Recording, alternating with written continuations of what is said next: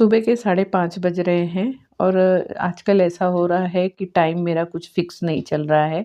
जैसे कि मेरे बेटे का आजकल क्लास कभी लेट कभी फ़ास्ट हो रहा है, तो वैसे तो मैं 4:30 बजे उठ जाती थी, लेकिन अब थोड़ा उसका क्लास जो है, क्योंकि बोर्ड एग्ज़ाम नज़दीक आ गए हैं, तो उसके जो भी प्रैक्टिस हो रही है उसके स्कूल में, तो वो थोड़ा लेट स्टार्ट हो रहा है, तो उसकी वजह से वो थोड़ा लेट निकल रहा है।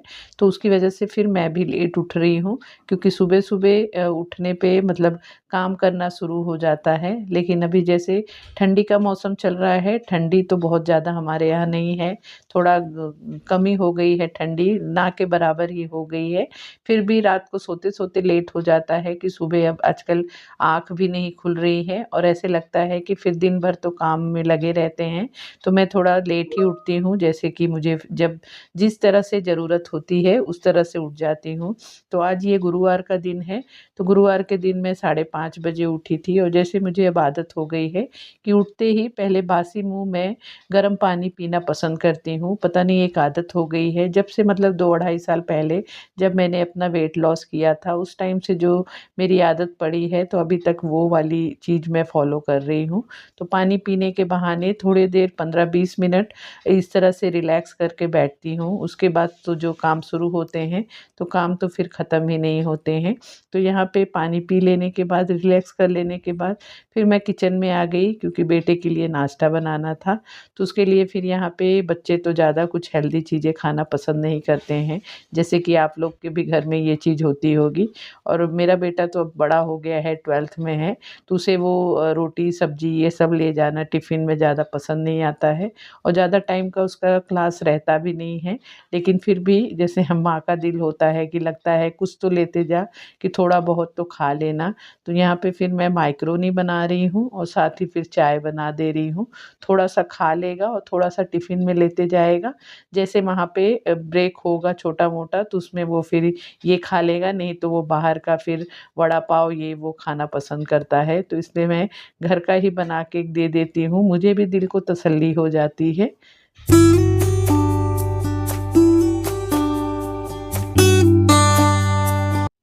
बेटे को चाय नाश्ता बना के देने के बाद मैं कोशिश करती थी कि सुबह थोड़ा-सा 15-20 मिनट या आधा घंटा मैं थोड़ा-सा वर्कआउट करती थी। कुछ ना कुछ एक्सरसाइज़ घर में करने की कोशिश करती थी। लेकिन आजकल मेरा वो भी रूटीन मैं फ़ॉलो नहीं कर पा रही हूँ। तो मैंने कुछ नया स्टार्ट किया है, वो भी मैं आगे आप लोगों के साथ शेयर करूँगी। तो वो जब बेटा चला गया, उसके बाद फिर मैं अपने कामों में लग गई, जो भी झाड़ू-पोछा ये सब करना था। मैं कोशिश करती हूँ कि सुबह की पूजा करने से पहले, पहले घर को अच्छे से साफ-सुथरा कर लूँ। तो यहाँ पे साफ-सफाई हो जाने के बाद मैं स्नान कर ली। स्नान करने के बाद फिर आ गई हूँ मंदिर में पूजा करने के लिए। पूजा करने में भी काफ़ी टाइम लग जाता है, तो यहाँ पे पूजा कर लूँगी, क्योंकि सुबह की जब एक बार पूजा हो जाती है, तो पता नहीं क्यों मेरे दिल को एक अलग ही मतलब तसल्ली हो जाती है, सुकून हो जाता है। तो यहाँ पे पूजा भी कर लूँगी और साथ ही जैसे भगवान का यहाँ पे मुझे आसन-वासन आज बदलना है, गुरुवार का दिन है और भगवान को स्नान भी कराती हूँ, तो ये सब भी चीज़ें कर लूँगी, क्योंकि ये सब चीज़ें करने में काफ़ी टाइम चला जाता है गुरुवार के दिन। तो ये सब करके फिर आरती दिया बत्ती करूँगी।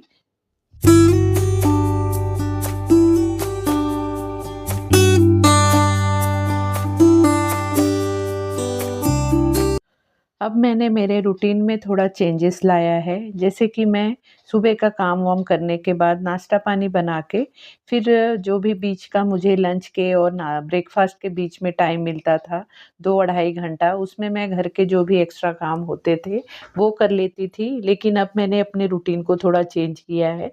सुबह ही मैं जब जैसे बेटा तो चला गया है नाश्ता करके, अभी हस्बैंड सो रहे हैं, क्योंकि वो नाइट शिफ्ट करते हैं, तो उनको उठने में टाइम लगता है।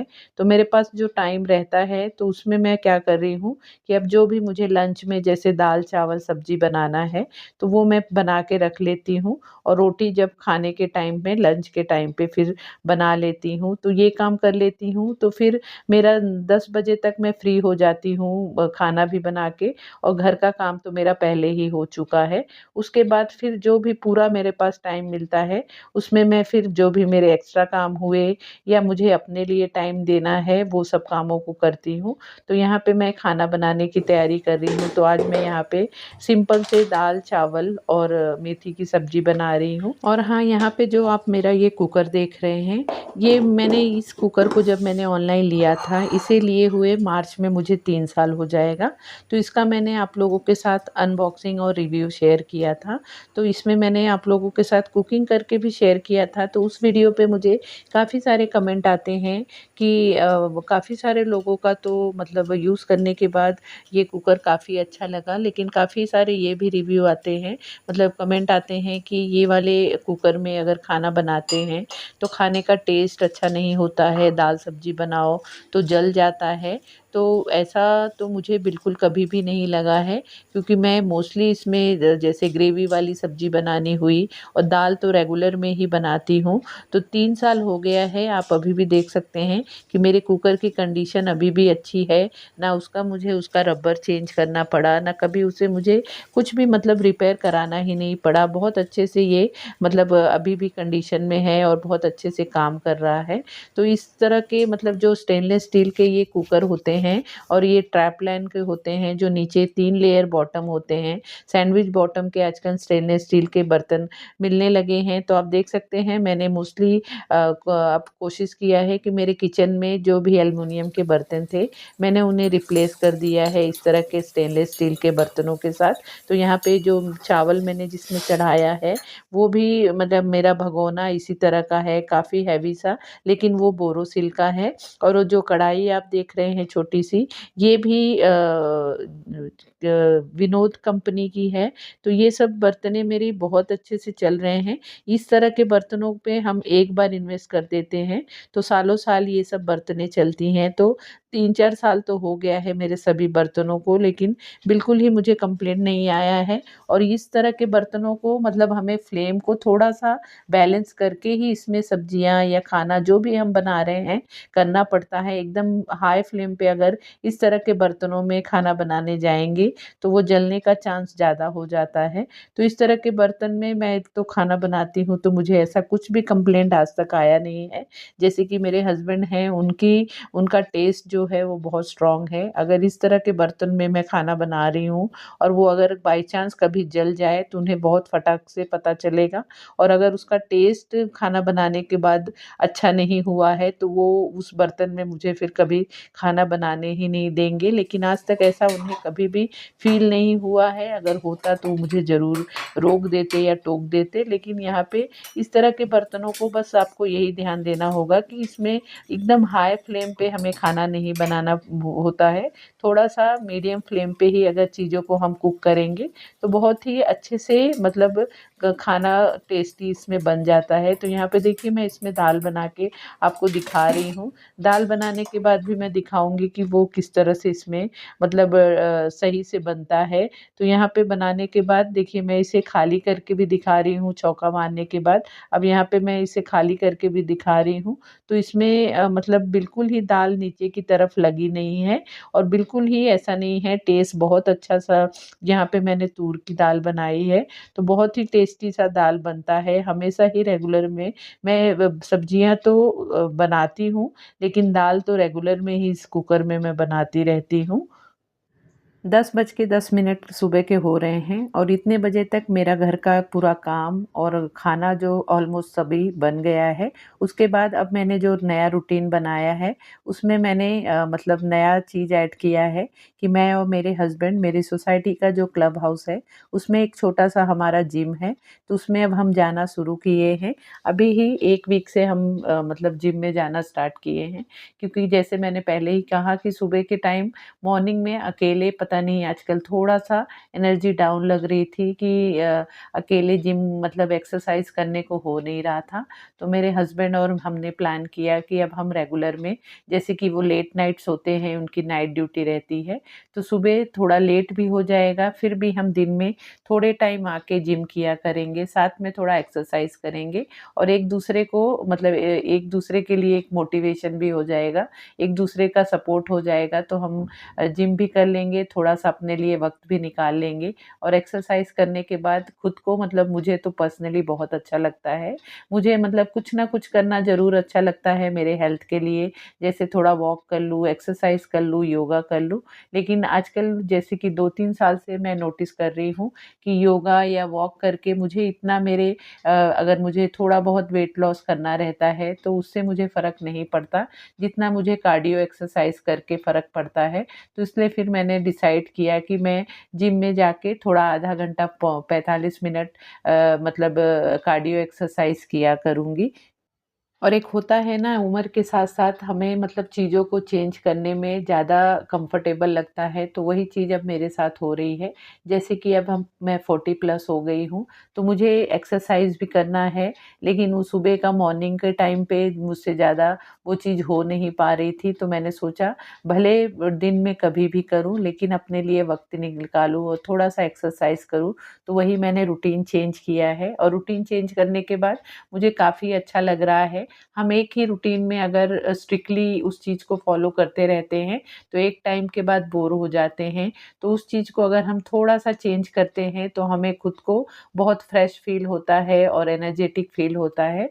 तो वही यहाँ पे आके अब हम थोड़ा देर एक्सरसाइज़ थोड़ा देर क्या 1 घंटा तो मतलब हमारा आराम से एक्सरसाइज़ करने में निकल जाता है। थोड़ा-थोड़ा रेस्ट करते हैं, ब्रेक लेते हैं, साथ-साथ में बातचीत करते रहते हैं। तो इस तरह से एक-दूसरे के लिए टाइम भी निकाल पा रहे हैं और साथ में थोड़ा-सा वर्कआउट कर ले रहे हैं, तो दिल को भी एक अलग सैटिस्फैक्शन मिल रहा है कि दिन भर में 1 घंटा हम अपने शरीर के लिए दे रहे हैं।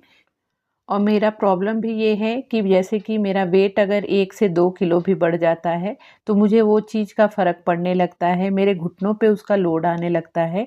जैसे कि मैं पूरे घर का काम खुद ही करती हूँ, कोई भी हाउस हेल्पर मैंने नहीं लगा रखा है, पर्सनली मुझे पसंद नहीं आता है।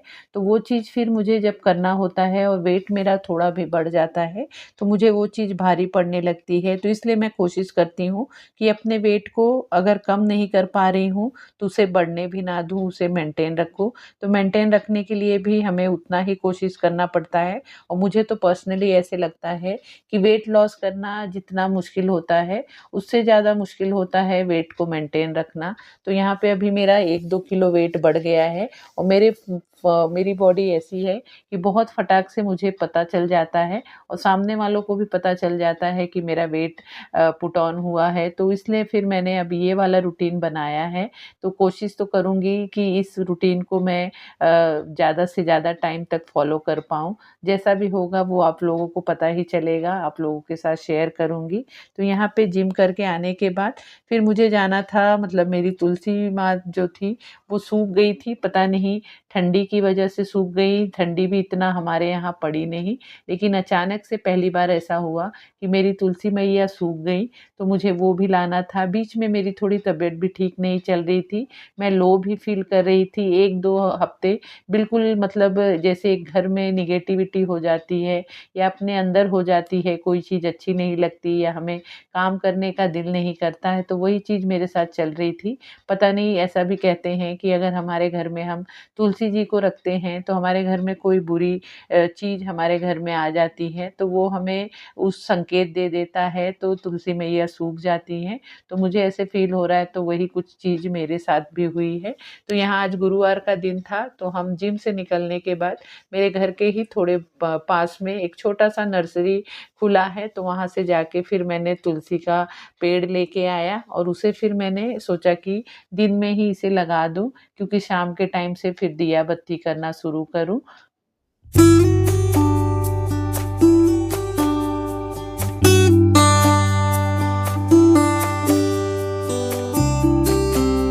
साथ ही जैसे कि थोड़े बहुत जो भी घर में छुटुर-पुटुर काम होते हैं, तो उसे भी निपटाना भी ज़रूरी होता है। तो यहाँ पे जब मेरे पास बहुत सारे कड़ी पत्ता आ जाते हैं, कभी-कभी ऐसा होता है कि मार्केट में बिल्कुल हमें कड़ी पत्ता मिलता ही नहीं है और किसी-किसी दिन बहुत सारा मिल जाता है।